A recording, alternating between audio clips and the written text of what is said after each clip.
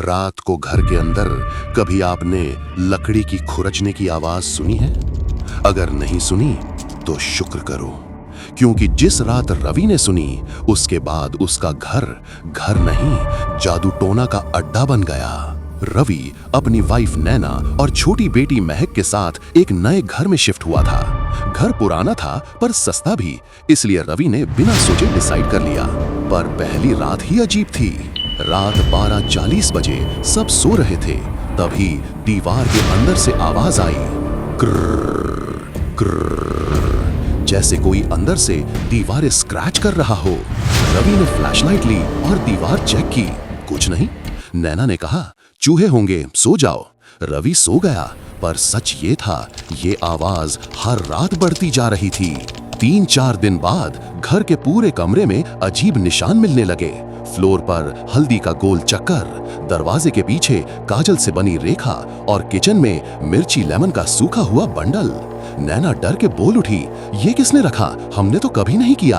रवि ने सब साफ कर दिया, सोचकर कि कोई मजाक कर रहा होगा। लेकिन जिस जगह रवि निशान मिटाता, अगली सुबह वही फिर से बन जाते, जैसे कोई रात में आता हो। अगले दिन रवि ने पड़ोसी से पूछा। पड़ोसी पहले तो चुप रहा, फिर धीरे से बोला, भाई ये घर पहले एक औरत का था, उसका नाम सुनंदा था। वो जादूगरनी थी। पीपल से उसने इस घर को बंद कर दिया था। इस घर को कोई यूज नहीं करे, ये उसका आखिरी वादा था। रवि हंस पड़ा, ऐसी कहानियों पर कौन विश्वास करता है? पड़ोसी ने सिर्फ एक लाइन बोली, अगर विश्वास नहीं करते, रात 3 बजे मैं बत्ती बंद करके मत सोना। रवि तब भी नहीं माना। उस रात रवि और नैना जाग गए, क्योंकि महक जोर से चिल्लाई, पापा दीवार में कोई खड़ा है।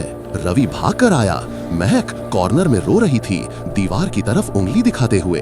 रवि ने जब टॉर्च डाली तो 1 सेकंड के लिए दीवार पर एक छाया हिली और फिर गायब। रूम की हवा पतली ठंडी हो गई। तभी उन्होंने सुना, घर मेरा है। आवाज बिल्कुल हल्के से सीधा दीवार के अंदर से। नैना ने तुरंत रवि का हाथ पकड़ा। आवाज रात भर छोटी छोटी फसाहटों में बदलती रही। सुबह रवि ने डिसाइड किया कि वो घर के सीक्रेट स्टोर रूम को चेक करेगा।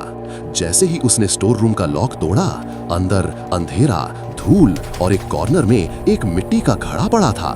घड़े में कुछ कपड़े, चोटी, छिलके, खून से रंगा कपड़ा और एक छोटा सा कागज। जो भी इस घर में रहेगा उस पर मेरा अधिकार होगा, सुनंदा। नैना का होश उड़ गया, लेकिन ट्विस्ट यहाँ नहीं था। रवि ने घड़े को बाहर जाकर जला दिया, सोचा सब खत्म। पर जैसे ही वो घर में लौटने लगा, घर से धूप की बड़ी तेज खुशबू आई, कोई जैसे अंदर पूजा कर रहा हो। रवि ने दरवाजा धक्का दिया। लिविंग रूम में आरती चल रही थी। फ्लोर पर हल्दी का गोल चक्कर, बीच में दिया और हवन, और उसके सामने नैना खड़ी थी। नैना बिल्कुल शांत, आंखें लाल, हाथ जोड़े हुए।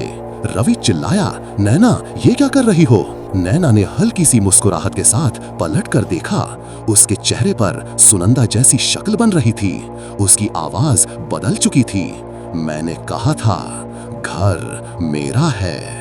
रवि के कदम जम गए। महक चुप हो गई।